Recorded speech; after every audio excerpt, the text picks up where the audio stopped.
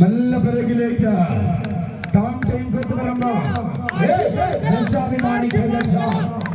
ആദ്യം നിലയുറപ്പിക്കുക, അതിനുശേഷം കമ്പയോട് ചേർന്ന് നിൽക്കുക. നല്ല പിറകിലേക്ക് രക്ഷപ്പെടുത്തണം. നല്ല ആരാലും തകർക്കാനാവാത്ത ആത്മവിശ്വാസത്തിന്റെ പിൻബലത്തിൽ വട്ടംവലിയുടെ സായുധ പോരാളികളായിട്ട് നല്ല പിറകിലേക്ക് രക്ഷപ്പെടുത്തണം.